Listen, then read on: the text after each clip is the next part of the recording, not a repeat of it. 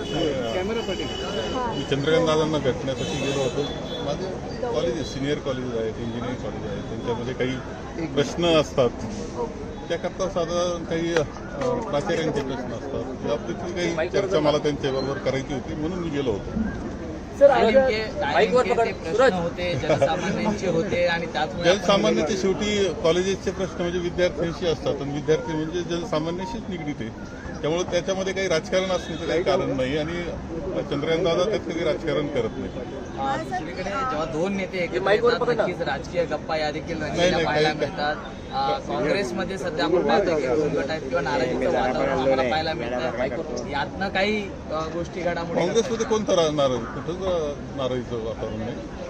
आम्ही आहोत, आम्ही काम करत चाललेलो आहोत.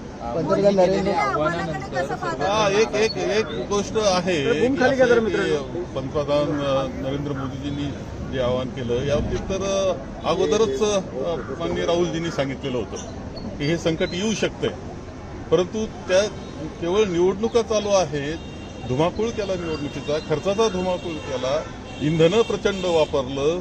आता काटकसर सांगतायत, हे काही बरोबर नाही. काटकसर सुरुवात स्वतःपासून केली पाहिजे.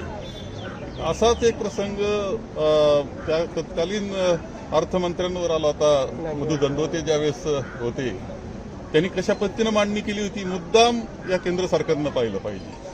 असतं संकट येतं, पण ती मांडणी कशी स्वतःपासून सुरुवात करावी लागते. दुर्दैवानं ते दिसत नाही.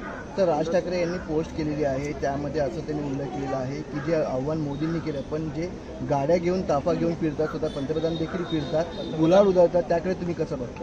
पण पंतप्रधान महोदय तर फिरतात तर ते ठीक आहे, तर त्याच्यापेक्षा आमचा नगरसेवक सुद्धा भाजपचे ताफा फिरतोय, त्यांचे सुद्धा ताफे, कार्यकर्त्यांचे सुद्धा ताफे फिरतायत त्यांचे. तिथं कुठेही काटकसर दिसत नाही, उधळपट्टी चाललेली दिसते. सुरुवात त्यांनी स्वतःपासून केली पाहिजे, केंद्र सरकारने स्वतःपासून केली पाहिजे आणि ती इतरांना मार्गदर्शक ठरू शकते. यांनी अगोदर उधळपट्टी केलेली आहे आणि नंतर आता सर्वांना उधळपट्टी करू नका असं सांगतायत, काटकसर करा सांगतायत.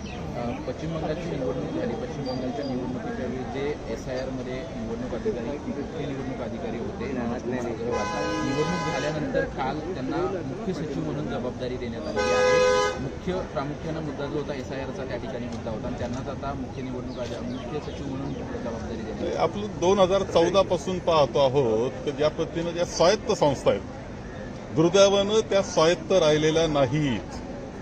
तिच्यावर अंकुश आहे किंवा त्या आता सत्तेच्या गुलाम झालेल्या आहेत, हे आपल्याला पाहावयास मिळतंय. आणि मग ज्याने त्यांच्या मनाप्रमाणे काम केलं त्याला काही ना काही पदं देण्याची ती पद्धत आहे, उघड करतायत. तर आता जनतेनं समजून घेतलं पाहिजे की आपली लोकशाही चालली कुठे.